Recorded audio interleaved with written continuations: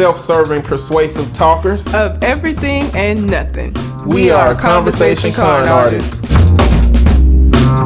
What's going on, people? It's your boy, Mr. On Point. And I am Calamity Red. We are Conversation Con Artists back for another episode.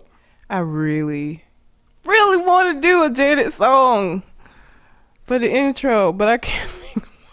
You ain't no Janet fan. You don't even deserve to do a Janet song. I know so many. They're just eluding me right now. Convenient excuse. It's what it is. Look, I want y'all to go to www.conversationconartist.com and check out our current podcast episode with articles linked to the stories, our old podcast episode, as well as go to the mail icon so you can leave us some feedback, subscribe to our newsletter, or just give us some comments about the show. You can find me on Twitter and Instagram at Mr. MISTER_on-point. And I can be found at red_calamity, and I've actually changed my Instagram to the same thing. So Instagram and Twitter, and I tweet upon occasion now. So, you know. That's a sneak diss. That's a sneak diss to me. I didn't say. You just let them know. Like, that's a sneak diss. I tweet. I think Mr. On Point what he do. I didn't say that. I think you feeling guilty. You projecting. I was simply saying I'm tweeting now because I wasn't tweeting in the past. But ask Mr. On Point what he do. I'm out here like Jeff Sessions. Just snitching on yourself. Voluntary bullshit. That Alabama man. Fuck. That Bama. We are still doing the listener letter portion of the show. So if you have a question that you would like for us to answer on the show, you can send it in to the website, or you can send it to our Gmail account, which is conversationconartist@gmail.com. And the question for this week is, if we wanted to be something other than therapists at any time in our life, what was it? You know, when I was a kid, I didn't know nothing about no damn therapy. Or counseling. That wasn't even in the like repertoire of what I could be. Oh yeah, like police officer, firefighter. Yeah, exactly. Yeah. And when I got older in high school, my school counselor didn't do shit but paperwork. Yeah. You couldn't go talk to the school counselor about nothing. Yeah. She knew my grandma and my granddaddy too. So like, what kind of problems could I go? And she lived across the street. Damn, you was all kind of fucked up. So for me, a counselor wasn't really relevant. Yeah. You know. And when I was growing up. So it took a long time to find out that there was something that was catered to learning about human behavior. Mm-hmm.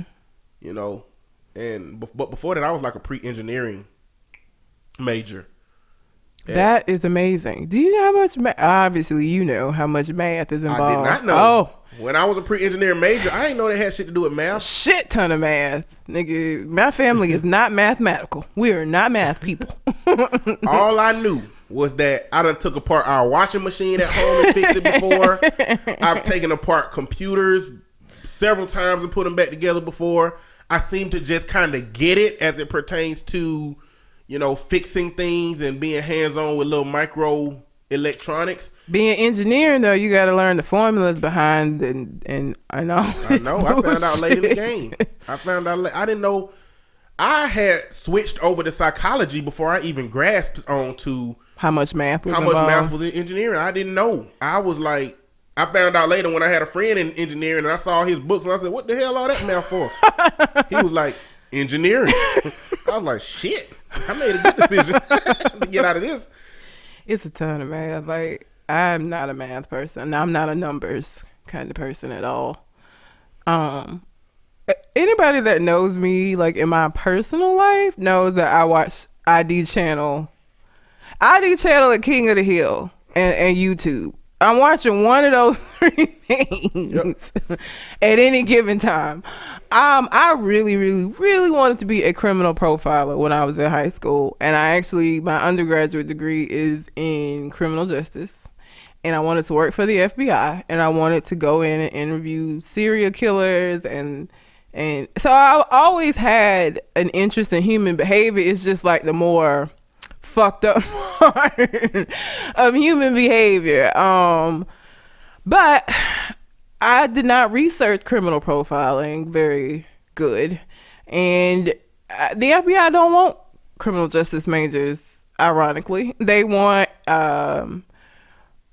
they want people that like accounting and like the majors that they look for are not majors that you would think that they would be looking for.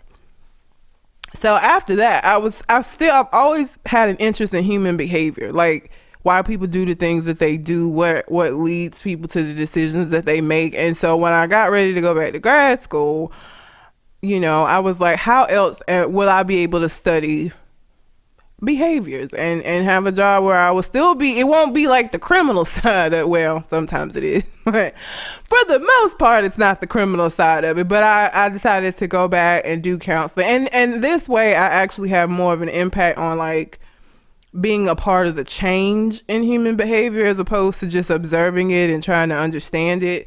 So yeah, I wanted to be a criminal profiler. But if I had to go back and counseling wasn't an option, I would probably do something that was more creative. Because as I've gotten older, I've learned about myself that I'm actually pretty creative. And I didn't know that like early on. So like, yeah, I don't know, photography or graphic design, something where I was able to create something probably. But I've always had an interest in human behavior, just use. And I mean, if you need to know how to murder somebody and potentially get away with it, you know, I might be able to help you out with that. She's the one. Me, petty. Her, murder. That sounds awful. It is what it is. But yeah, I watch nonstop Discovery Channel. So I was still like a pre-engineering major at a certain point, and then, but I realized that the books I read, the articles I read, they were all like self-help related stuff. And so when I took my first psychology class at AUM, I was like, there is a thing where you study the brain, you know, and computers and those concrete study things where like once you have all the pieces, you got it. Mm-hmm. That wasn't like enough for me. I need like human behavior is a constant, ever-changing puzzle that you got to constantly seek knowledge for, that you got to constantly seek to understand.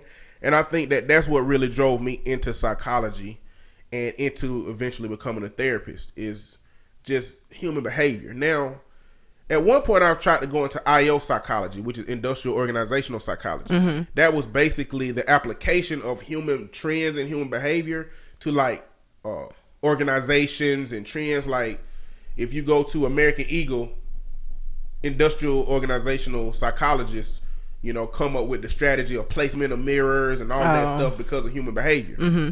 It just wasn't a very prevalent program, and I had to go out of state to do that program, and it was a horrible out of state experience, and it was a horrible online school program experience. Fucking hate online. And it was expensive, and it's just so many different things came from that situation. And so I came back and just went into counseling with the idea of going into marriage and family therapy, but our school knocked that program out before I got a chance to enroll in that. Couples are the fucking worst. Why would you want to do that? Couples ain't bad. What? Couples ain't bad. I fucking hate. That is my least favorite counseling that I do. I hate it. I hate it so much. I mean, I'm not saying I love it after I started working with some clients and couples in the therapy session, but I think it's the one where you get the most immediate results from, you know, because couples come to you with such big problems that you can tell when they're resolving themselves. You can't tell that with individuals. I mean, yeah, but I guess my biggest issue with couples counseling is that I feel like people wait too late to come, and then they bring you this bomb with like 5 seconds left on it, and have the expectation that you're gonna disarm this shit. Like, no. You should have been here an hour ago. And I got 5 seconds. This isn't gonna work. We gonna all die. And that's what it feels like sometimes, like we're all exploding. But sometimes the solutions are so fucking tiny. Yeah. You know, it works sometimes, but I just don't have enough experience with couples because I've worked with maybe 5 or 6 outside of working with the parents of kids that I see now, you know, but that's not working on a relationship. I've done a lot more than you, and I like out of every 5 couples, there might be one where it's like this is resolvable. I mean, like when I say they come with like shit that it's like, why are you even like? It's like, I had a couple where they were married. The wife got pregnant by her side dude and knew she was pregnant by her side dude and didn't tell her husband until after his mom died. And then she decided to say, oh, by the way, I know your mom died and I know you're dealing with that, but this baby, it ain't your baby. And I'm just like, what the fuck am I supposed to do with this? Like, what? He wanted to stay with her. He had been raising, by the time they came, she had the baby, and he had been raising the baby as his own. She knew that she could tell him that. She wouldn't have told no O.J. Simpson ass dude that. Like, her and the baby would be dead. You know who you can try out here. Like, at a point that you know him that much, I feel like the people who do stuff like that and get murdered, they really just didn't know who they was fucking with. They didn't know they mate. Most people know where the boundaries are if you've been paying attention in the relationship. I wish. Well, let me not, because I've had that happen to me twice in relationships where niggas then got somebody pregnant. This is a younger Red, like 32-year-old Red. Somebody gotta die. Like somebody would die. Like I would go to the ID channel shit that I got in the back of my mind. Just want to let you know that you will fucking die now. You know, like. It'll happen. So, yeah. I mean, so like most of the time, the couples that I've got have shit like that. Like that ain't even an out of the way situation for like shit that people come in with. And it's like before you got pregnant by your side dude, y'all should have been in here. Like, or maybe even before you got side dude, probably should have been. Like at this point, this shit is so fucked up. Like. But it also depends on the population. population. Dude wanted to be involved with the baby because it was his baby. I'm saying it sounds like this is a population issue. Well, this is true. Like, you gotta understand, where I work, it's like we're one of the only free services. So these are people that don't have insurance, couldn't afford this otherwise. Oh, AKA relationships from the hood. Which that could be like a TV show. Relationships from the hood. When I get to retirement age, I'm totally gonna write a book and just change names and shit. Some of these situations, like I tell people all the time, like you would not believe the lives that people are out here living. Like sometimes people come in, I don't get surprised much anymore because like you just see so much shit. But every now and then a motherfucker will come in with some shit I've never heard, and I'm just like, wow. Like you really out here living, like this is your life. Like this is your life. What the fuck? Like most of the time I'm not impacted by like shit because you just hear so much stuff the longer that you do this. But every now and then somebody will come in with some shit and I'm just like, I don't know. I don't know where to go with this. I had a client one time that was accused of going into somebody's house, breaking into their house, having the whole family get on their knees and put a bullet in the back of all their head, including 2 children, and then set the whole house on fire. Now, he got acquitted of that. What? Yeah, it was bad. Wow. It was bad. Yeah, so that's one of those. But see, that's one of them things where when you are convicted by the court of public opinion, it don't help. So the reason he was in counseling with me, because after he got acquitted, whether he did it or not, don't know. He might have. He just might have had a good lawyer. OJ. Evidence might have got lost. OJ. You know what I'm saying? But the problem he was having currently was that everybody in the community was trying to kill him. That's not funny. I'm sorry. I'm just saying, like, he would go to the club and there's always somebody who either knew that family or who was related to that family. And, you know, I was like, why don't you move? I was just leave. Like, I don't give a damn. Like, you need to get like them cartoons with a stick with a little bit of cloth wrapped on the back. The hobo pack. Exactly, with the shit. And you need to be walking down the road lonely. That's what you need to go do. to a destination that nobody know where you at. But the mentality is, ain't nobody finna run me out my home. That mentality gonna leave your ass fucking dead. I had somebody that had witnessed 2 murders on 2 separate occasions. I think I've talked about her before. It ended up on First 48. And I was like, why don't you, like people know you out here as a snitch. And in the hood, that's like the worst thing you could be. Why don't you move? Ain't nobody running me out of my home. Okay. Like, okay, girl. Well, all right. All right. I hope I see you next week. I hope you make it back. Like, I don't know. On the paranoia of possibly being murdered. Is it paranoia if it's true though? Like, well, I think you're gonna be paranoid at every turn, even when you ain't supposed to be. I like mean, if a Walmart employee walk up behind you and start fixing the shelf and you ain't paying attention, you gonna jump. Like, yeah, that's paranoia. It might be realistic outside of Walmart, but I mean, and the neighborhood she lived in was like constant gunfire and shit. Like, why would you want to live there? I don't understand. Yeah. So couples is my least favorite. I give me an individual any day. Couples, and then probably as much as I enjoy working with teenagers, the thing that makes me not enjoy working with teenagers ain't even the teenagers. It's their fucking parents. These parents out here are the worst. They don't want to make any changes. They just basically are like, here, fix my kid because they the problem. And they don't want to change the whole system that the family is. And it just, it's frustrating. Listen. I love working with teens. I love it. Hate working with their parents. Listen, if you got a teenager, you would be really naive to believe that you don't have anything to do with what they became. All right? Whether that means you were actively involved in the wrong way or passively not involved in the way you should have been. You know, you don't have to do stuff to fuck your kid up for them to get to a point where they don't have all the understandings of life that they could have. And what I had to work with a parent on, you know, recently is she rules with an iron fist. And I told her there is a level of ruling with an iron fist that does the opposite of what you're trying to achieve. You can be very, very firm, but you got to meet your kids where they at. Yeah.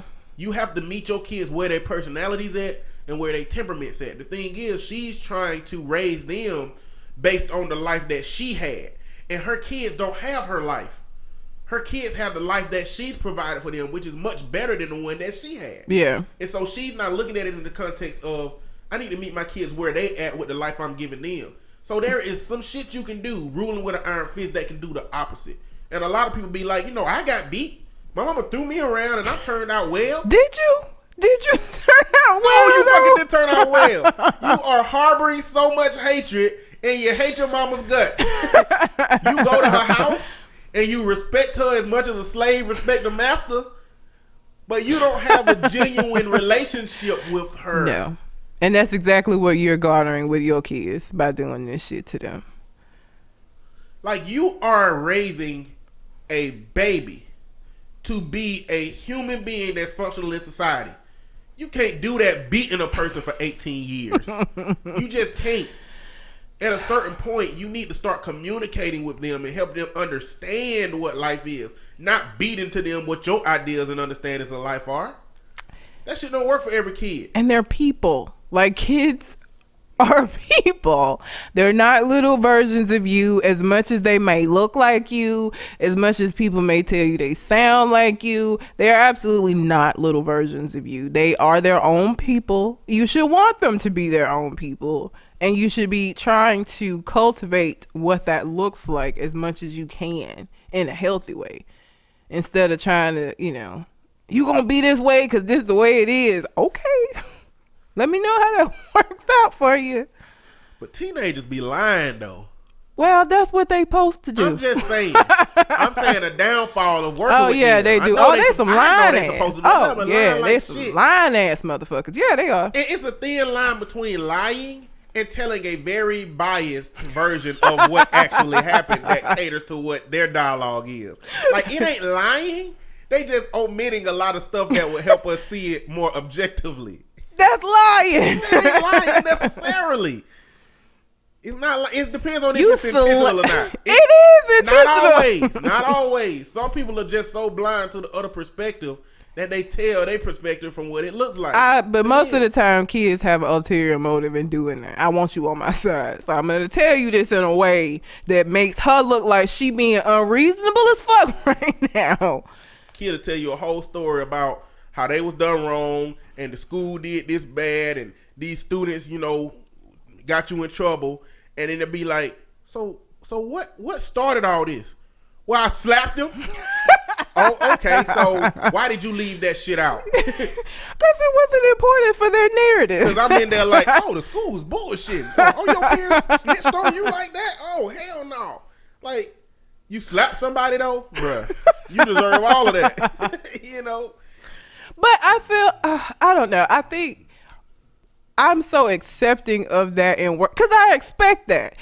Every time I have a new kid in front of me, I completely expect this little motherfucker to come in here and tell me their version of the truth that's gonna make me what they think is gonna make me be like, your mom is crazy. We gotta fix your mom. Like, I completely expect them to do that, and I feel like as we progress, hopefully they'll be less inclined to do that when they see that I'm here for, like, I want the situation to get better. I'm not on your side. I'm not on her side. I want the situation to be better. And we need to figure out what we need to do to make this situation better. You lying to me, not helpful.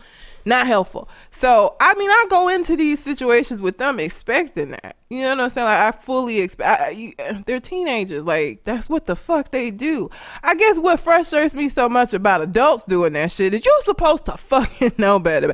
Like, you come in here and you tell me all, like, I had a couple where they told me all of their problems and left out the fact that he was married to somebody that was not the woman that was in the, he basically brought his mistress for counseling.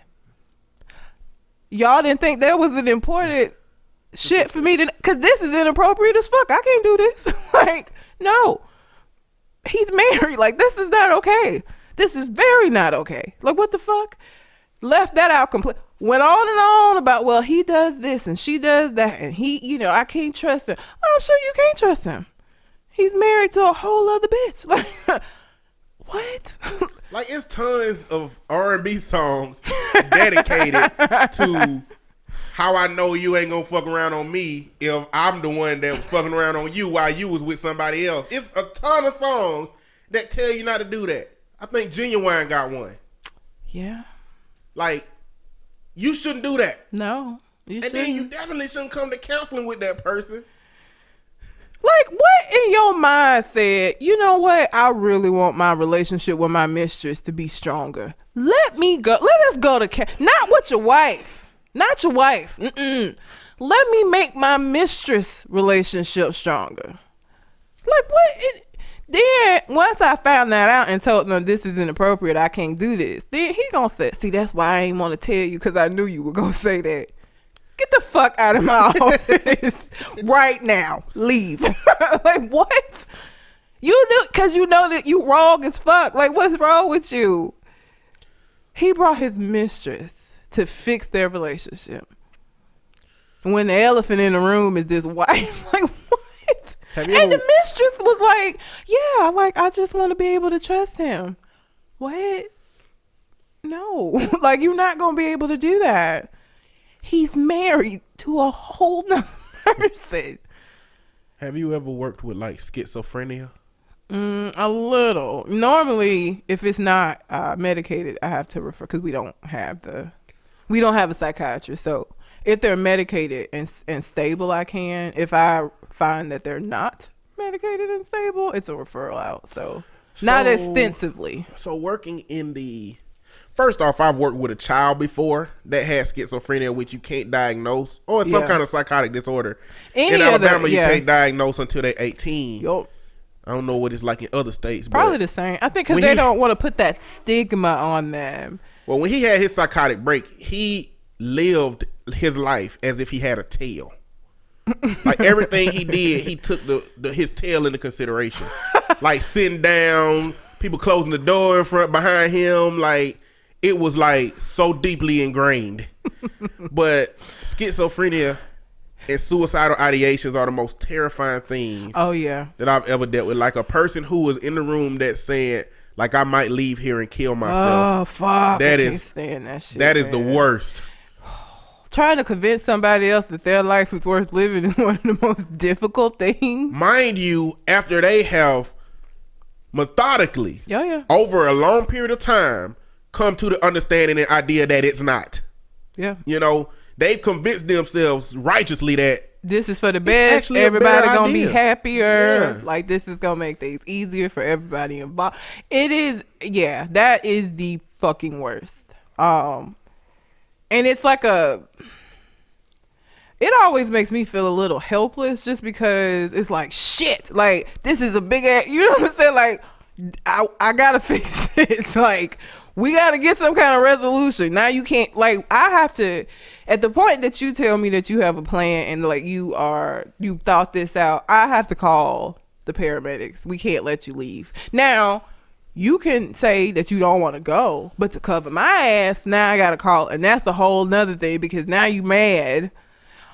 And I've had situations where when the paramedics come out, they call their supervisor. Sometimes you don't even have a fucking choice. You have to go to the hospital. Like, they're gonna take you and strap you down.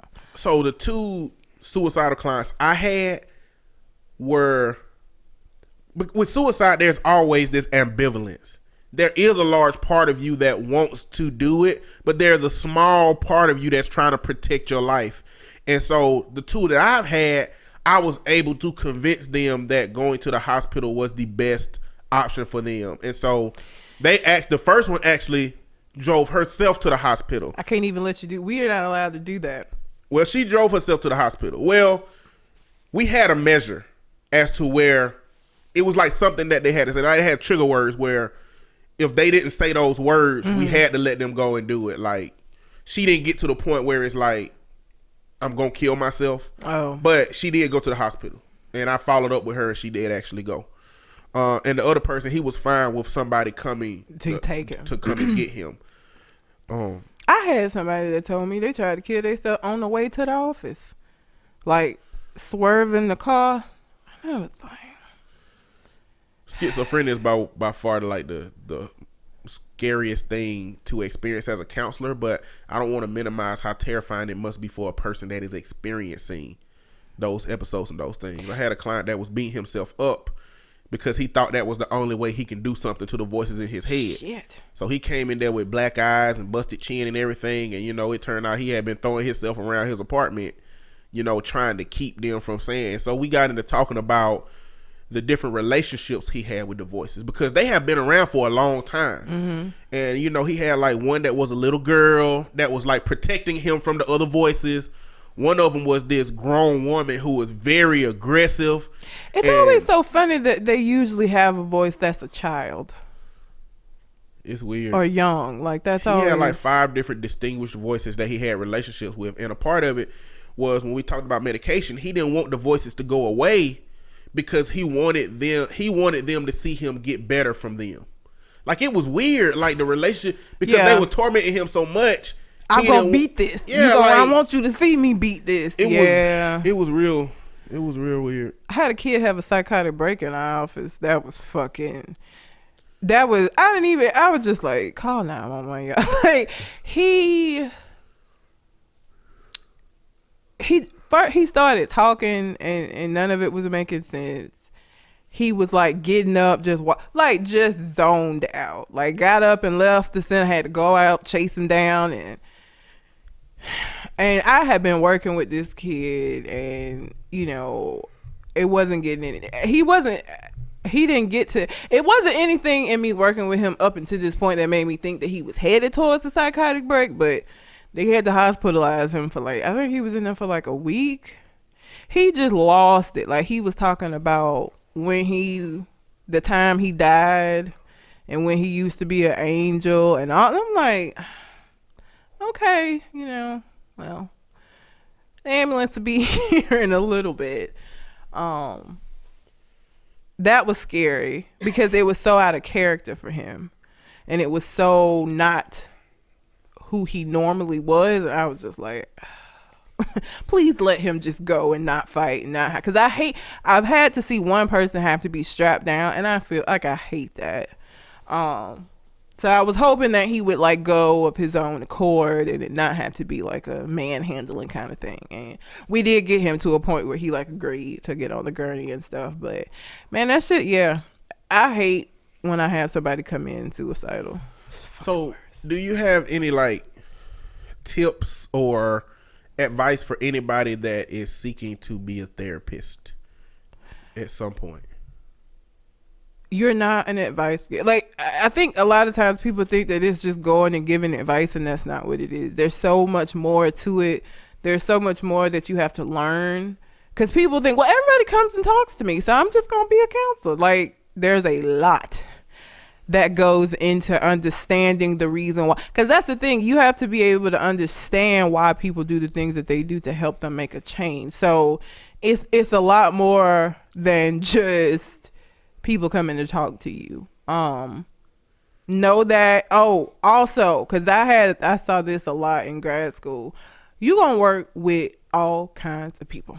Unless you're gonna go into like religion based, you are going to work. So even if you do substance abuse, if you have like a problem with gay people or the LGBT community, you don't need to be a counselor, because regardless of the kind of counseling that you do, you're gonna encounter. LGBT community has substance abuse issues. They have relationship issues. There are adolescents that are going through identity issues. There are older people who go. You are not going to be able to escape a particular type of person or a particular race of person or like sexual orientation. So if you have all these preferences about who you want to work with or don't want to be with, you don't need to be a therapist, because you don't get to control like who comes into your office. And you can't turn somebody away because you don't agree with their lifestyle. You're not going to agree with a lot of the shit people come in and do it. You know, it's not for you to judge them, and it's not for you to just, you know. So I would say you have to be a pretty open-minded person to do this job. What I would say is make sure you know what stuff you're dealing with and what stuff you're harboring. Yeah. Make sure you've handled whatever issues have gone on in your life. I mean, it's something in counseling called countertransference and transference.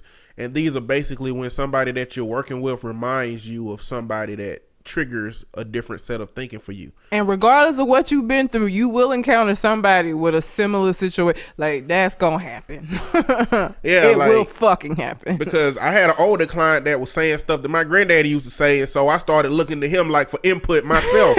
So like, it will put you in a different relationship with that person once they do something. And that one was positive, but sometimes it can be an abuser or somebody that's done something negative for you that they do or say that triggers a negative relationship or response to that person. Or somebody who going through something that you went through isn't going to react to it the same way. They may not need to handle it the same. So you can't put yourself onto their situation, even if you've been through something similar. That can also be a situation where it might be hard to like separate yourself from it. This ain't your situation.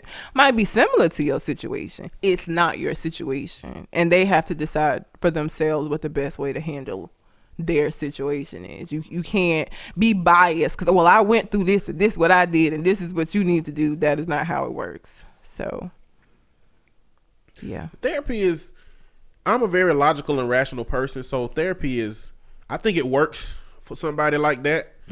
I think it's much more difficult for somebody who has a bleeding red heart for all bad things that happen, because you're going to be working with kids potentially that have been abused. You're going to be working with people that potentially have abused. You might be working with kids that have abused because they were abused. Like, it puts you in a lot of situations where you're not sure where you stand on the morality of what that person experienced. And in our society, it's a lot of groups of people that people say that don't need help. They need to get shipped off to an island and all killed. Shit, the agency I work for, we get a lot of DHR. So I get a lot of people who did shit to their kids, whether through neglect or through them actually abusing them. And, you know, I don't get to say, I don't want to fuck them. Like, they don't need their kid. Like, fuck that shit. Because usually when you start working with them, you realize that this was normalized for them at some point in their life. And, you know, there is a purpose and a reason behind behavior. You just have to find what that is. And you can't just go into a situation and be like, she did what? Fuck that bitch. Like, that's not how that works. I work with a lot of people that it's like. And I'm going to tell you right now, when them commercials at night come on with the animals on it, where, you know, you might see a dog with the 2 front legs gone, so they walk on their back legs and their chin. That fucks with me, though. That does fuck I'm just saying, if you cry and can't get a good night's sleep from that, therapy ain't gonna be easy for you. I don't cry, but it's sad. I hate watching it. And sometimes, but I'm an asshole, so sometimes I'll get my dogs to be like, you see this? You see this? This could be your life. But instead, you got somebody who gives a shit about you. And every time y'all let him miss fucking behaving, think about these songs. That don't work because they don't understand. They don't know what the fuck. None of what you're saying. They don't even be looking at the TV screen. They don't. It make me feel better. This could be you. This could be your life. Nah, I ain't with it. Those commercials fuck with me though. I don't cry, but there's some people out there who cry. I changed the channel. I don't want to see that shit. Why not? Cause it's sad. Who want to watch that? Well, they put that on the TV for something. They try to trigger something for you to want to donate. I own 2 dogs. I've done my part. One of whom is a rescue. I've done my part. Every time I feed them little niggas, I'm doing my part in helping animals. Maybe. They have a home. Technically, we animals. Where to the universe. Just because we've been endowed with sentience don't make us no different from them. It makes us very different. That's not why as far as the universe is concerned. That's why we own them and they don't own us. If the universe drop a meteor down here, all the creatures die. Not the ones with sentience don't make a difference. We can see it. Hey, you ain't ever seen none of these doomsday movies where they see that it's coming and try to figure out how to stop it? We might have a chance of stopping it. In most of those movies, they find out that it ain't shit they can do. Until they do something at the end, but you never knew that they was going to be able to do something. That's true. Everybody was just going to die. Independence Day, everybody was just going to die. Oh, I ain't talking about Alien. I'm talking more like, what's disasters. like the movie where the climate change. What's the name of that movie? Shit. All of these bad storms and it started snowing in places where it didn't normally snow. We actually ended up having to go to Mexico, which is fucking hilarious because it was the only place that was like. How fucked up would that be if we build a wall? And then the climate change. We need to go to Mexico and we like. They're gonna be like, no. They gonna open up the little door like at a club and be like, what's the password? None of them work. Our ass is dead because of Donald Trump. Yeah, pretty much. What is the name of that movie? It's not The Perfect Storm. It's got Jake Gyllenhaal in it. I can't remember the name of it. I own it too, and I can't think of it. Movies. I watched some of them. It was one that had Nicolas Cage in it, where it was like there was like a religion aspect to it. The 2 kids were gonna be like Adam and Eve and like repopulate because they blew the fucking world up. Can't remember the name of that one either. I don't know if it sound like you said Nicholas or if I just heard Nicholas. I said Nicholas. I really feel like you said Nicolas Cage. No. He I is think this Nicholas. Moment just ruined the word Nicholas for me though. Now you gonna hear Nicholas every time. Every time. Shit. Whatever.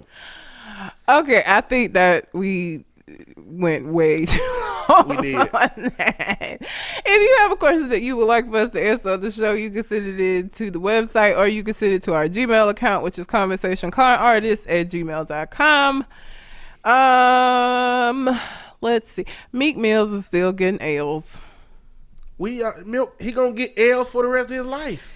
He got into an altercation at the airport. Now he got an assault charge, which is probably not good for somebody that was just on house arrest. So there's that. Well, he was on house arrest because he was doing bullshit. He ain't got no business. This is true. That don't change.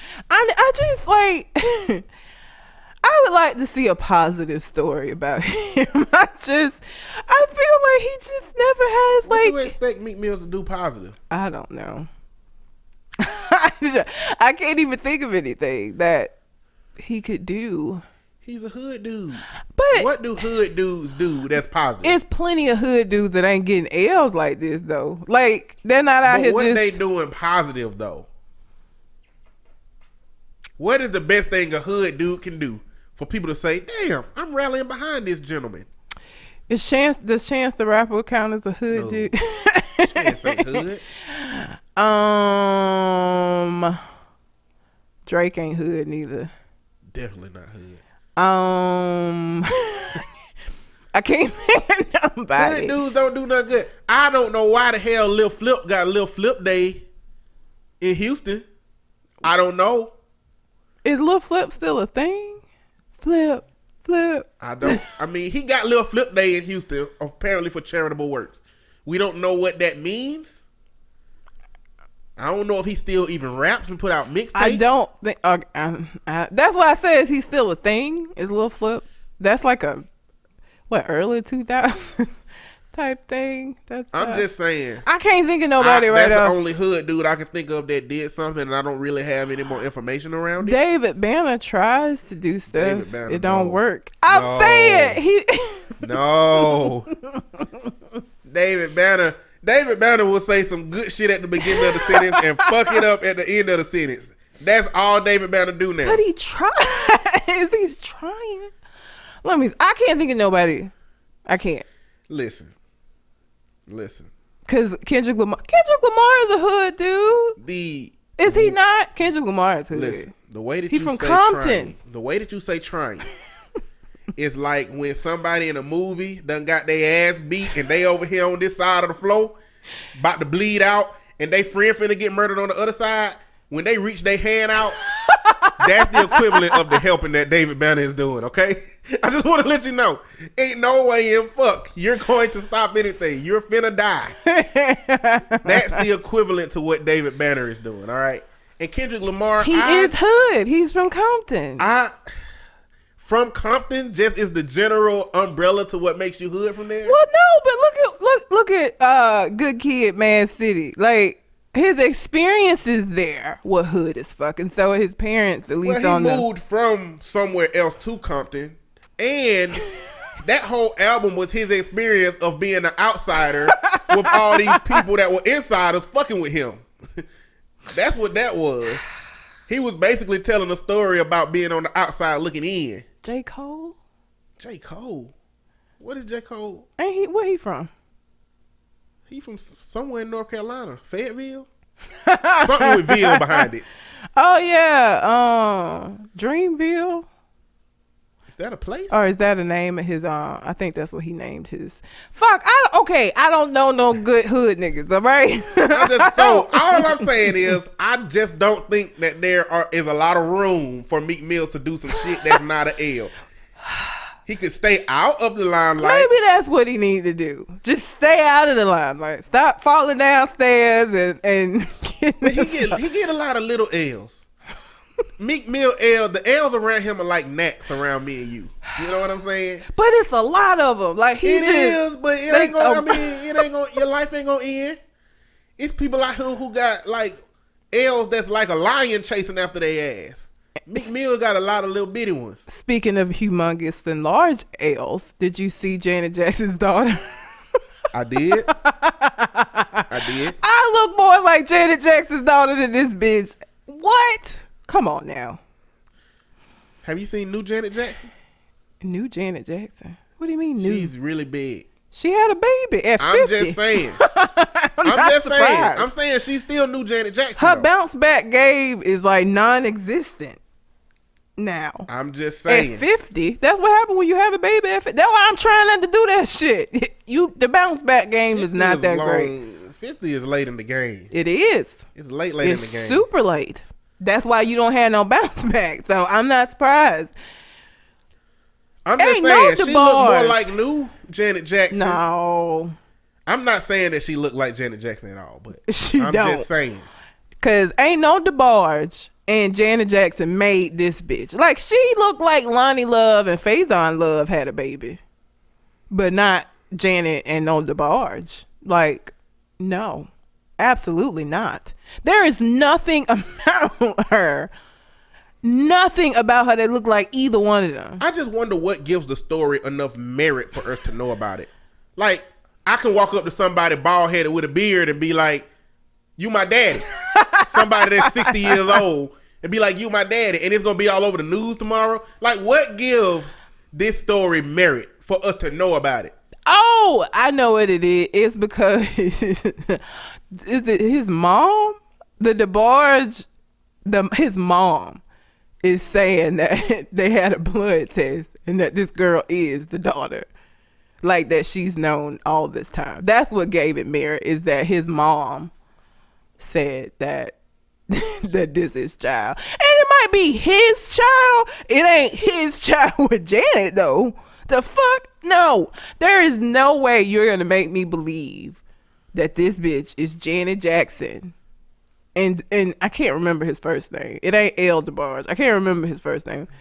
That ain't they kid. I'm sorry. If it was they kid, it would be the worst DNA roll that she ever could have fucking got. Like, because Janet Brothers is dark as hell, you know, originally. They still had the same face, like the bone structure. Like, they look like Jacksons. I'll say that. Dark, light, they look like Jacksons. But the Barges look like the Barges, though. She don't look like neither set. I'm just saying, what if she got a bad roll from both DNA sets? Whew, that is unfortunate for her.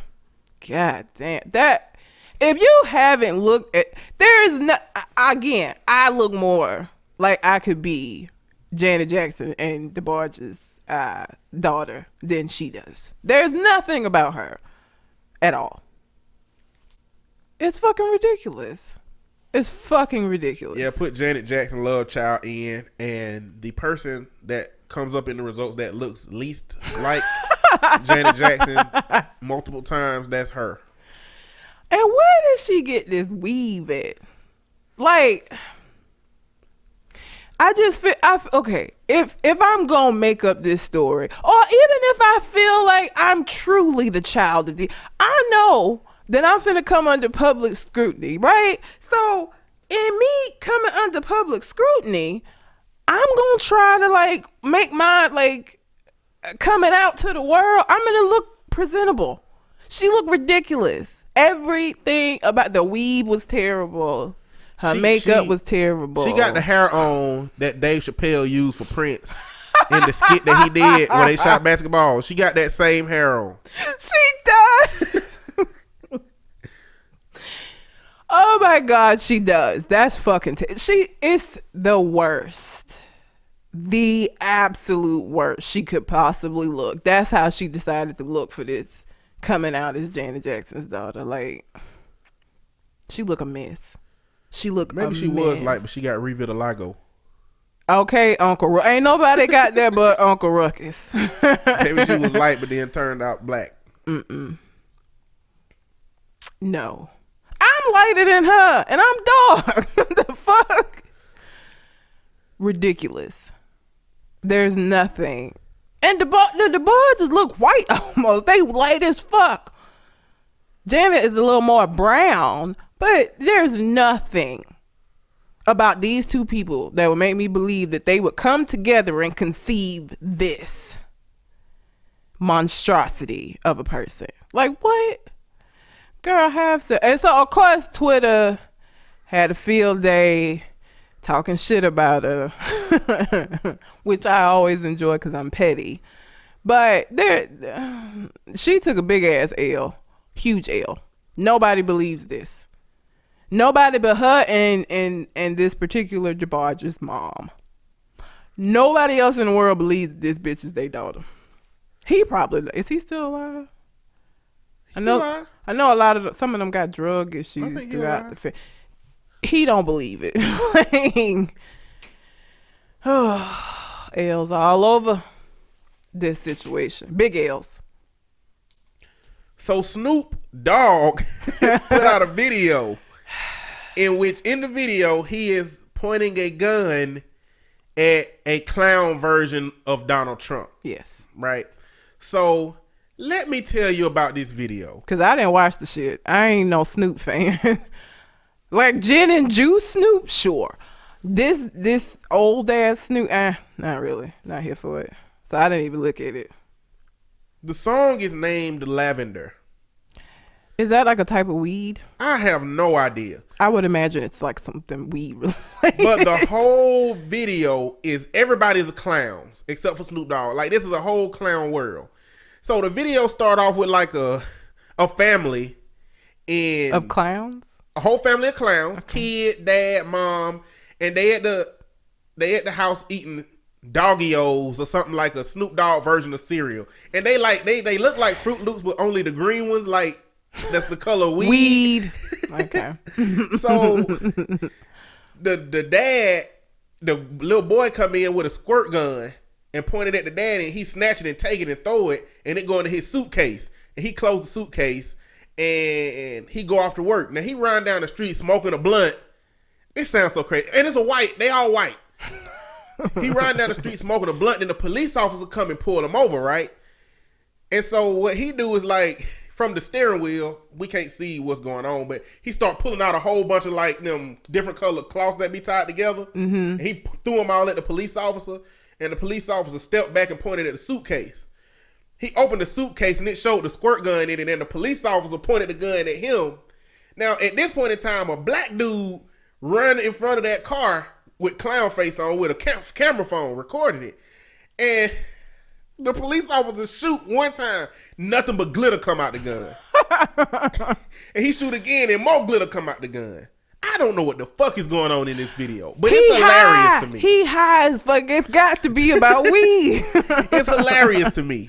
Well, the lyrics was just about social justice and shit. And like, it's showing news reports during it saying that Ronald Klump wants to deport all dogs. And at some point it shows Ronald Klump at a press conference and somebody hit him over the back of the head and he fall out. That ain't connected to shit, but at some point he ended up being in the hood. And then Snoop Dogg look and see that he in the hood, and he grab his gun and he go out and he put the gun up to Ronald Klump's head, and he pulled a trigger and a little bang flag thing just come out. I have no idea. Like, all I know is that Snoop Dogg went to some writers and said, I don't know what the fuck else is going to be about, but I want to put a gun up to somebody's head that look like Donald Trump and pull the trigger. I don't care how you make that work, but make it work. And they made it work in the context of a clown world in which he pulled a trigger and a bang flag came out, and it was a bunch of bullshit. So from that, conservatives lost their mind. Donald Trump done responded. A whole bunch of shit done happened. So Donald Trump, mind you, while he's supposed to be talking to us about this fucking repeal of Obamacare, which he had said shit about at this point. He ain't saying nothing about any of that stuff. He talking about the video that Snoop Dogg got about him. What Donald Trump said was, can you imagine what the outcry would be if Snoop Dogg, failing career and all, had aimed and fired the gun at President Obama? Jail time. Now, Snoop Dogg would have never did shit like that. But you remember, you know who would do shit like that? And who did do shit like that? Every goddamn fucking conservative. Yep. They had him hanging from trees and shit. There are pictures. You can still Google. There are pictures of white people with dummies that look like Obama hanging from trees and shit. So let's not act like conservatives weren't doing bullshit when it came to them disagreeing with Obama being president. They love to have this selective memory where they forget the bullshit that they do and then just want to cry about how liberals are doing this and that and the third. Like, y'all did some way more fucked up shit. He shot him with first of all, it was a clown version, and secondly, it was with a bang gun. Like, he didn't like bloodily bludgeon him. Either way, conservatives have been 100% Ray Charles to this shit that's been going on the last 8 years. They be like, none of that happened. None of that happened. We didn't do that. None of us did that. They out here like Shaggy. Wasn't me. It wasn't me. I don't care. But we got you on camera. It wasn't me. It was not me. Like, this is ridiculous. It's like, fucking ridiculous. And it won't surprise me if Donald Trump don't know that they was doing this shit out here. And now I can see him being oblivious because he's stupid. But all of these people in the media, they were reporting on the shit, so they know. So don't act like this is brand new. If that was a federal offense, there's a whole bunch of conservatives that would have been locked up. Yes. Now, my favorite response to this situation was T.I. Let me just say, T.I. been out here surprising me because he has some okay thoughts in that head. It's so I can't say this in T.I. voice, but you know how T.I. sound. So this is how he's saying it. At Snoop Dogg is a fucking legend, you fucking tangerine tan, muskrat scrotum skin, lace front possum fur wig wearing, alternative fact atomic dog, diarrhea face ass man. Wait, I'm sorry. Diarrhea face. I'm going to use that this upcoming week. So the first person that pissed me off for this upcoming week, you're going to be diarrhea face. But they face gotta look like diarrhea. Like his face look like he on the shitter and like he having, like it's just running out. And that's what his face looked like most of the times. Exactly. Like he's scrunching his face up, you know, like he smells shit. Pursing his lips together. Exactly. Like that's a problem. Leave our legends' names out your fucking old ass puppy piss smelling ass mouth and continue to focus on dividing minorities, building barriers, alienated immigrants, and fucking this country up like you've been doing. Hashtag you want to be a dictator. Hashtag presidential level fuckboy. See, he said shit to T.I. Shit. Yeah, he know better. He ain't gonna say that. T.I. have to do a video. Yeah. Well, and that was an okay response. The response that was not all that okay. Bow Wow decided he wanted to come to his Uncle Snoop's rescue as well. The difference being that he brought Melania into the shit, talking about, you know, watch your mouth or we set your bitch out. Really? Bow Wow. Come on, son. So, of course, people got at him. Like, whereas people were, like, applauding T.I. on Twitter, people got it. Bow Wow, like, nigga, shut up, basically. Hush. It's Bow Wow. Quit listening to Bow Wow, everybody. Bow Wow, he took a pretty heavy L. Yes. I don't know what it was specifically, but like, don't nobody look at him as he worth a damn no more. Like, what was his happened? L? Let's see. What did he do? Where was it? I don't know where he went wrong. I just feel like his Bow Wow, little Bow Wow, the little kid that was rapping was cute. I just didn't imagine he was going to be able to translate that into, you know, an adult version that people were going to accept and be okay with. He's such a fuck boy. Like, he terrible. He says terrible shit. Like, and he think he much better than he is. You're like 4'11", 90 pounds, and you acting like you out here just pulling everybody's bitch. That is not what is going on. And you not even all of that successful no more. So the money that would have got you some vagina, you ain't even got that no more. So like, I don't understand the fuck you so arrogant behind. Like, what? Bow Wow's net worth is $600,000. His child support cost per month is $3,000. His earnings per month is $4,000. He said the amount of his checking account in 2012 is $1,500, and the estimated profit from the first album is $2.7 million. But when your first album was when you were 8, a lot of time didn't pass between now and then. Damn, Bow Wow. You need to just go to being a regular person. You even need to change your name from Shad Moss to something else. If he went by Shad Moss, don't go by Bow Wow. Be Shad Moss. Don't even call him Bow Wow. Everybody just call him Shad. I really hate that name. Shad. It's fake ass Chad. Like, that shit wasn't that creative. Black fake ass Chad. Oh, Lord. Damn, Bow Wow. He just out here losing. Stay losing. What? You know what? I don't know. He was losing before this, but remember when he was saying that he wasn't black? I know. That's what I'm saying. Like, he was losing before then, though. That just didn't help. I don't know where the turning point was where everybody was like, fuck that nigga. I don't know. Like the only way Bow Wow can make a comeback is, have you seen Face Off? Face Off, the movie with John Travolta, Nicolas Cage. He need to do that shit with T.I. Or who want to become him though? He gonna have to bludgeon their ass. He would have to knock them out. Yeah, Nobody's gonna voluntarily switch places with his ass. They gonna just have to wake up. T.I. gonna have to wake up with Bow Wow face on. That would be terrifying. I feel like that wouldn't even work because we'll still recognize his voice and be like, that ain't T.I. Get your ass on somewhere. How did they address the voice in Face? I ain't seen Face Off in so long.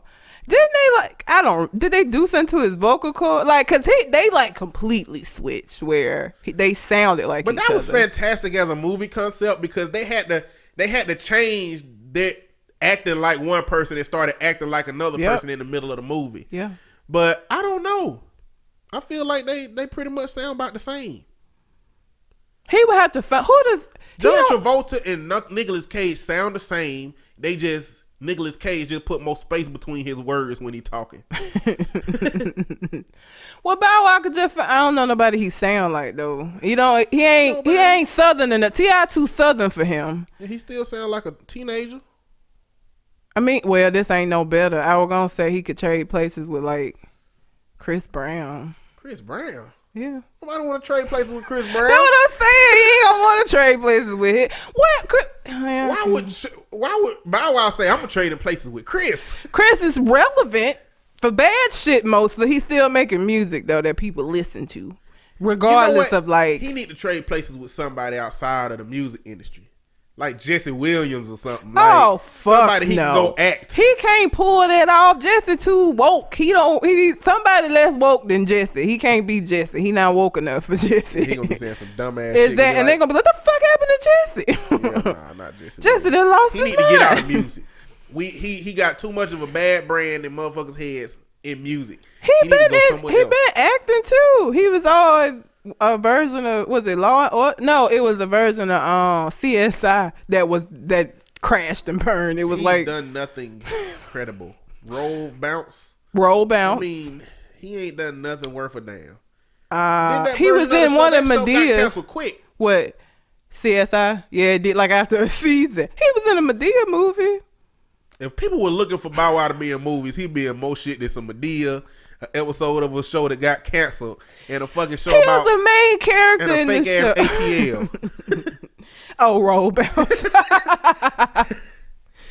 Yeah, I don't know who he just need to sit the fuck down. He need to take his $600,000, go to college, find him a new career, and forget that he was ever a fucking celebrity. How is he worth how is he even worth six figures at this point? What does he do? Worth means. I think that shit didn't mean you got a house that's $200,000 and a car that's $100,000. Yeah, okay. Because I was like, what does he even do now? Does he do? Because 106 and Park is gone. The CSI shit didn't work out. What does he do now? Yeah. Instagram, trying to get people to come and say, hey, Bow Wow, you should do some stuff with us. Nobody's going to do that. No. I feel, okay. I don't know if I think I had this conversation with Cole when I was on government days. I feel about Bow Wow the same way I feel about Omarion. I'm tired. I just need you to sit down. He caped so hard for Omarion. I don't understand why. He could dance. But even his genre of dance, he out here pop lock. Don't nobody do this shit no more. When he joined Maybach, I was just like, the fuck they get Omarion This is the thing. For? Dancing ain't enough. You ain't finna go to no corporate interview and be like, what do you bring to the team? And you just start getting up and popping, locking and dropping and shit. That's not how it works. Doing that though, I could totally see Omarion just getting up and start dancing. I can see him doing that. Okay, we will communicate with you further. Don't call us. We'll call you.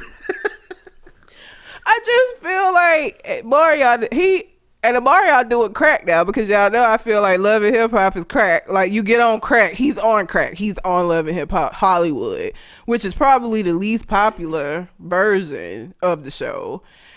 And I just don't see it for him the same way I don't see it for Bow Wow. I think Omarion might still be making music with Maybach. I'm not even sure, to be honest with you.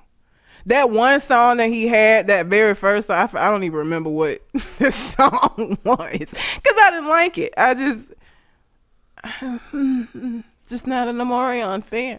I feel like he thought he was gonna really be some shit after B2K. I mean, he had Icebox.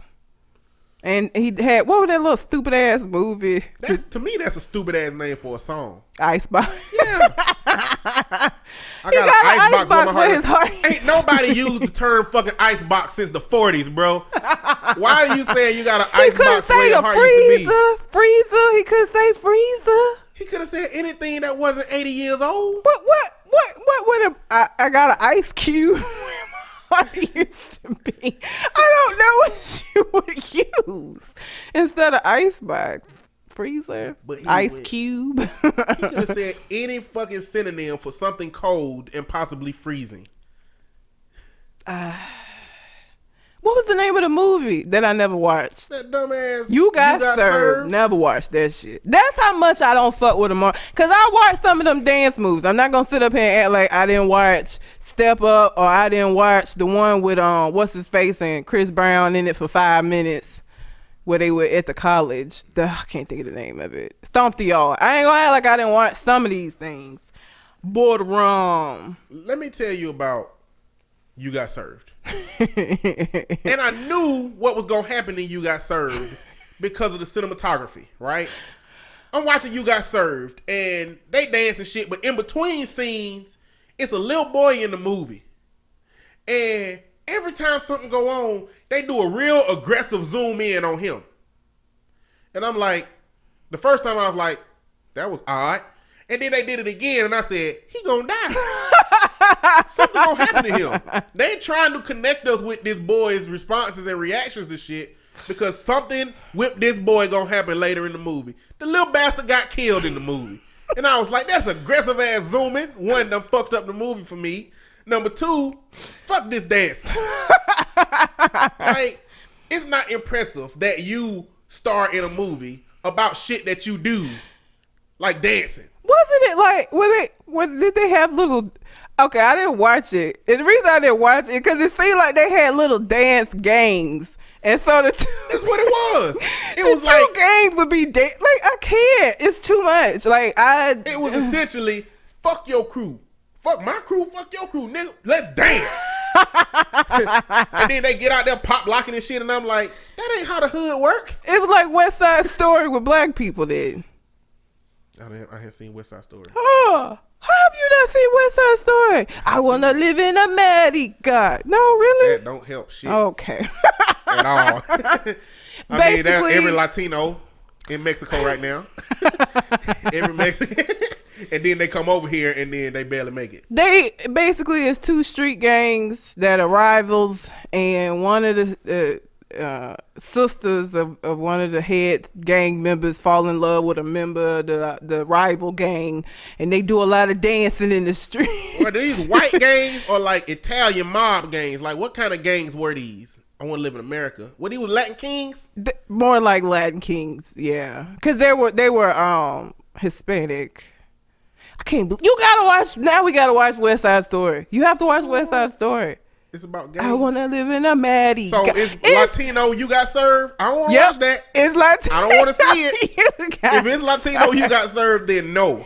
Pretty much. Well, but I know it's a classic.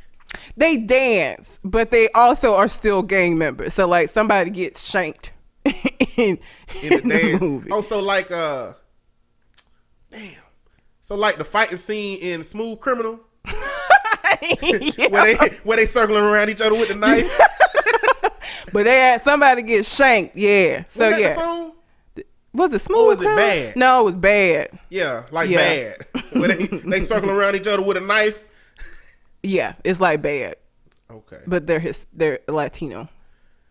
Like the thing about You Got Served is, realistically in the hood, even if there was a version of the hood that would dance, after one team lost, somebody's shooting up the whole club. Like somebody is shooting up everywhere. Everybody ain't making it out of there alive. Wait, okay, so the whole movie was just the dance. Who decided who won? So one of the dudes in B2K was on their side, but like in the main dance, Like at the beginning, it was one dude on their side, right? And they was doing dance moves, and the other team was doing all of their same dance moves before they did them. And they was like, "Huh? What's going on? How do they know all about?" So he was going to tell. And so he in one of the major scenes with that dance scene, he flip over to the other side, and they be like, "Oh shit, he didn't go to the other side." And so the whole movie just be about them trying to learn dance moves to win. I don't know what the measure for winning. I don't remember. I don't remember that much about that movie. All I remember is when I served at Red Lobster, when I was a server, I wanted my very last table before I left. I wanted to finish and be like, "You got served." I wanted to do that shit, but I never got a chance to because I didn't know when my last day was gonna be. Oh Lord, at least with Stomp the Yard, they were actually in a contest. Like, it wasn't them just like battling on the yard and shit. Like, it was like, and it also makes sense because that's what like fraternities and band fraternities, and that's what they do. Yes. Anyway. Yes. So it just, you got served, it didn't make sense. They went to they didn't know what the fuck they wanted to do. They just know they wanted to dance in the movie. We gotta get some just dancing. Like Snoop Dogg know he just wanted to put a head up to Donald Trump. Omarion then was like, "I just want to dance. I don't care what you write around it. Let's dance, and I want a little person to get killed in this." That's what happened. Omarion and Bow Wow are on the same fucking wavelength. But at least Omarion does have love in hip hop.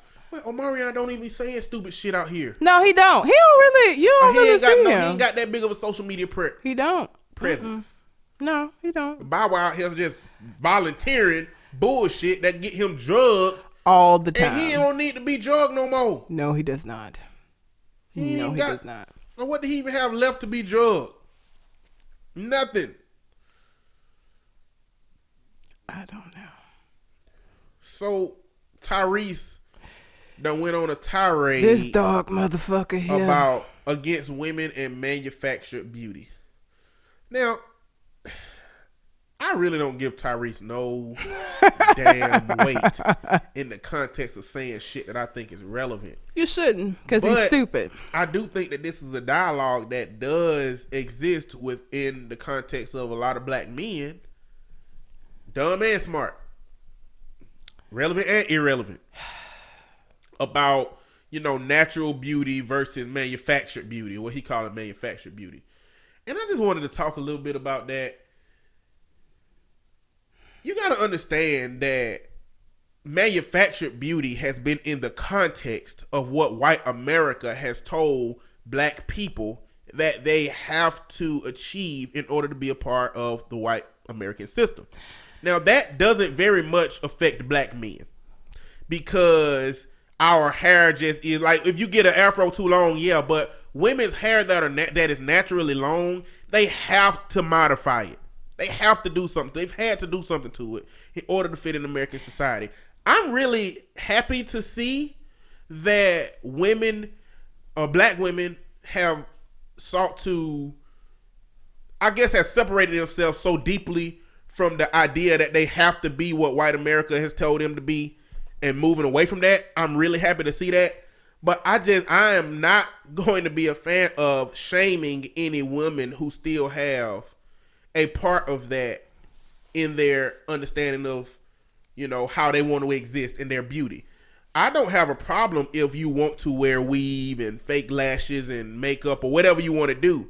And I just can't stand for men that's going to shame that, because it might not even be because they're indoctrinated. If they really like how that feels and like how that looks for them, that's that subjective version of beauty that I feel like women need to take for themselves rather than follow what a man wants and follow what men want. But men don't know what the fuck they want. And let me tell you why I say that.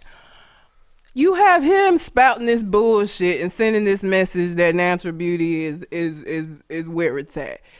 If you turn on the television and you look at any of these music videos and you look at any of these bitches that are on the arms of these dudes, these are bitches with this supposed manufactured beauty. That's who out here. That's what you see. Those are the images that are presented. So for you to say, oh, you shouldn't be wearing this weave, but the bitch on your arm got weave down, like, it's hypocritical and it's stupid. Like, it doesn't make any sense for you to say this is what I should be, but you be that way, and then we're gonna choose all of these other people. And it's hypocritical because this is new. Like, this is a transition for me. Like, men were ridiculing women with natural hair going on earlier. Yep. And now they want to transition to, you know, criticizing women with weave and shit. You know, like, even talking about, like, comedians, you know, always talking about fake this, fake that, and, you know, men expect it to be real. You know, but all of this came from the context of a conversation that said, you know, that was like a hashtag ain't shit men. Mm-hmm. And it was just a dialogue. And I guess he was salty from that, you know, as if men haven't put themselves in a position in a lot of instances to be looked at like they ain't worth a damn to some women. Like, I mean, I just get so irritated about the whole man. Cause like, okay, this fake ass trend. I can assure you that black women are not getting fix-a-flat put in their ass for white men. They're not getting fix-a-flat put in their ass for each other. This is because this is what they feel like men want now. Because the Kim Kardashians and all of these other people of the world have gotten all of these enhancements in their ass and have these unrealistic ass body shapes. Y'all are pushing this narrative on the one hand, and then on the other hand, you criticizing the shit. You cannot do that. That's not how this shit works. You cannot, on the one hand, think the shit is okay, and then on the other hand, be like, but you shouldn't do that. What? Bitches were literally, like, I think that going to these little back alley places getting shit put in your ass is dying down. It's not as prevalent. But there was a point in time where bitches were literally dying to get bigger asses because this is what they thought was going to be appealing, that was going to move them. Especially if you're trying to be like a fucking video girl. If that's your aspiration in life, they were killing themselves. Literally. Trying to do this shit. Y'all push this narrative. They're not doing that for me. They doing that for y'all. I mean, I don't want no fat ass if you can't cook no eggs. You know, like, it's so much more to consider in the context of what a person desires, right? If you can't cook no eggs. I'm just saying, like, eggs is the easiest shit to cook. They are. If you fuck up eggs, if you fuck up toast, we got a situation. You know, like, the concept ain't really that difficult. So I think that really highlights it highlights how women have experienced what men expect from them. They expect for women to have these outer qualities and bypassing the inner qualities. If they thought that cooking eggs would get them a man, they would be cooking the shit out of eggs. Getting ass shots. They would be in the kitchen cooking eggs. The fuck out of some eggs. Yep. That's what they would be doing. Because society tells you as a female that that's your end goal, is to you supposed to find. And I mean, it's not, again, it's not as bad as it was in like the 50s when you weren't allowed to do shit. that still is like what's considered what you supposed to do. You supposed to find a dude and get married and have kids, preferably a dude with money. So they do all of this stupid ass outer shit because this is what they think that you want. And the reason why they think that this is what you want is because this is all the fuck you see in the media. This is all you see in music videos. This is all you see on red carpets. This is what you see. So for you to get on and do a rant about bitches with weave and nails and all of it, any award show, let's not even talk about like the BET Awards and shit. Go to the Oscars. Go to more I don't know the word, a more whitewashed award show. You still, white women, weave nails, you know, they wearing these fucking corsets and shit trying to make they shape to be this. They are doing that because this is what y'all have said that y'all want. And I mean, y'all collectively, obviously each individual man is going to feel how he going to feel, but collectively, the message that is put out here is that this is what going to get you what you want. Men created the culture. Yeah. That's what I like. The people in power create the culture. If you're the leader of your home, you create the culture of what you want to exist in your home. If you are the leader of the genders, which over time, you create the culture of what you expect. Yep. And you can't criticize what women try to obtain to please what you have shown an expectation is. Yep. Like I said, I'm glad that so many women have come to distance themselves from those expectations because it's changed. It has changed Tyrese from praising the weave to praising the natural hair. Yeah. And so I like that women in that sense have taken that control of, look, I'm just gonna be me. You got to get with this shit. But then he went and got an Indian bitch or whatever she is that's got naturally long hair. So now that goes back to the point of I don't give Tyrese no weight in nothing he goddamn say in anything that he does. He don't like. Tyrese just looks silly as fuck to me. Tyrese don't look like somebody you need to listen to. If you ever been on his Twitter, he say stupid shit. This nigga is illiterate as fuck. So, I mean, he ain't somebody that you want to listen to. But again, you gonna say this, but you go get somebody who naturally has the qualities that you are dissing other people for manufacturing. Like, she got naturally long hair because of her ethnicity. Like, I feel like at this point, I think anybody who is dating someone that is not black or is married to somebody who's not black, I think you forfeit your right to comment on shit related to like black women. Yeah. I feel like because a football player recently made a comment about black women when asked why do NFL players go and marry white women. Mm-hmm. He gave this whole fucking shit show of comment talking bad about black women.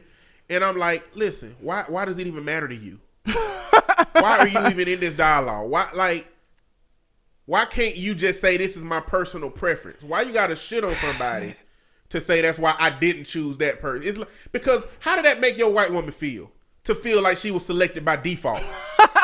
Like you didn't choose her over black women.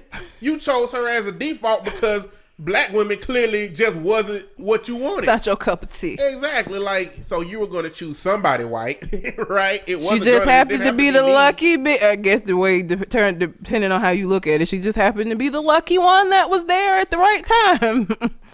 But you know, I guess that goes into that dynamic of, you know, black colorism. Black folks going at black folks. And this is one of the blackest niggas on the planet. Yeah. Talking shit. But he's a man. I mean, I guess. I don't Colorism know. In the sense of light skin versus dark skin hadn't affected men as much as it's affected women. Well, I don't know. Light skinned men used to be in. But see, just in. But you ain't never heard of a dark skinned man struggling. Oh, yeah, because of it, yeah. A lot of dark skinned women have struggled. Oh, yeah. In the concept of even being perceived as positive. Yeah. You know, like light skinned women hadn't really had that situation. Nope. I think it's a transition. I think dark skinned girls, when they're like children, can identify with more kids because there's more dark skinned kids around. As to where when you light skinned, you don't really have an identified group when it comes to white versus black. I think that light-skinned women gain steam as it starts to turn into a dating prospect versus black women because of that colorism. Like dark-skinned women start off, or just dark-skinned kids start off identifying with darker people around them, as to where light-skinned people don't have that identification. And then when they get older, they become more desirable dating-wise, as to where the darker you are, you become less desirable dating-wise. Yep, which is bullshit. Yeah. It's fuckery, but I mean that's a bigger issue for women than it is for men. Because men have always been like the core origin of men in our society has been women choose men for their ability to provide. Men choose women for their beauty, their outer appearance, as for the best shape and the best fit to be able to carry their children. Mm-hmm. You know, and so that's why it really hadn't influenced men as much as it's influenced women. Because the focus of acquiring a person has just have two different focuses. But anyway, Tyrese ain't shit. That's pretty much all that is. But that's about all I got. Last thing I'd like to say is, congrats to RuPaul for marrying his longtime boyfriend of like 20, 30 some years. How the fuck you date somebody that damn long? And then, well, I guess in their situation, they weren't able to get married. I mean, they've only been able to get married here for the last few years. I don't think marriage really means shit in the context of a relationship. Depends on the person. I mean, it definitely depends on the person. But that's like what society has conditioned us to think about marriage. I think marriage itself ain't nothing but a minuscule milestone at best. Yeah. You know, you get married, but it don't change that you gonna be what you would have been for that person if y'all didn't get married. Well, benefits and shit start kicking in, and well, I mean, not great ones.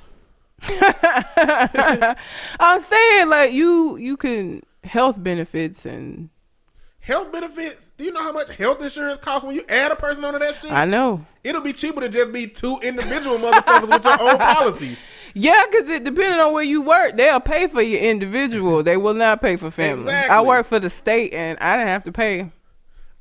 When I worked for the state, I didn't work for the state, but I worked for an agency that was partnered with the state, so they got the same insurance benefits. It was $50 a week for no, bi-weekly. We got paid bi-weekly. $50 bi-weekly for individual health insurance. If you added a person, it was $500. God damn. Yes. Shit. Whew. That was rough. So that benefit, that's not a benefit. It's just gonna get worse with this new American, whatever the fuck it's called, Healthcare Act that they gonna replace Obamacare with. I hope that shit fail. I hope that shit don't get through. A lot of people don't like it, like Republican wise don't like it, so it might not get through. It's gonna cut 20. Well, the politicians the one that get to choose. Yeah, they don't like it though. A lot of them don't like it. Well, it's gonna refunnel money into a lot of places that will benefit those Republican politicians to vote for that legislation. It's gonna take 24 million people off insurance, which means they're gonna get cut a lot of Medicare and Medicaid. Paul Ryan even went to say told one of his compadres that we've been dreaming about cutting Medicaid since we was drinking out of kegs. That just go to show you what a fuckboy Paul Ryan is. Oh, yeah, he a fuckboy. He's the worst. I try to give Republicans the benefit of the doubt that I don't know why. Not him. Okay. Republicans in general, I try to give them the benefit of the doubt that they don't quite consider what the poor look like. That's terrible though. That ain't the bit. You should. When you decide to be a politician and say that you're going to represent the people, you should have an idea of what the people look like, and the people look like a lot of different things. Like that ain't no justification because they don't know that they don't want to know. They don't endeavor to know. Like for example, Donald Trump. I don't expect Donald Trump know what it feels like to just have bologna sandwiches to eat for lunch or for after school. I don't expect him to understand that. I don't expect him to understand what it looked like putting aluminum foil on top of the TV antenna to try to get some kind of reception. I don't expect Donald Trump understand what it's like to not be able to have a ride somewhere because the car broke down. I mean, yeah, he wouldn't, but I feel like what you're talking about is sympathizing. He can empathize if he was a human. He's not a human being though. Like I don't feel like you have to have gone through it to like know it's fucked up. That's a terrible situation regardless. I don't think you know how fucked up it can be until you've been in it. I guess. You know, like it seems like they don't know how fucked up it is at all. They just feel like people choosing this life. Well, just pull yourself up by your bootstraps and you'll be able to do better. Like they don't even believe that it's this way because there's no other way for these particular people. For them, it's just y'all lazy. You don't want to do any better. You like eating your bologna sandwiches for dinner. Well, what's for that? Pulling yourself up by your bootstraps it's gonna turn into pulling this 45 up out the bootstrap and robbing Paul Ryan ass because we ain't got no health insurance and we out here dying. Pretty much. Like, that shit's stupid. You know, I try to be objective and try to get a benefit out, but I just don't. I've not been able to rationalize how they can justify taking so many people off of insurance. And when you can't rationalize it, it is not rational, because you can rationalize almost anything. All of the entitlements, they've convinced themselves. I think they've realistically convinced themselves that what the government does for poor people is just them going out and giving homeless people just money, money, money. But they don't look at corporate welfare the same. They don't look at these bonuses they finna give to these CEOs the same. They don't look at what tax breaks they finna give to these health insurance companies the same. Nope. That shit is so frustrating to look at, to experience. Yep. They some assholes. They the worst. They're the absolute fucking worst. But anyway, that's all I got. That's all I have. All right. Until we come to the next conversation. We out. Holla.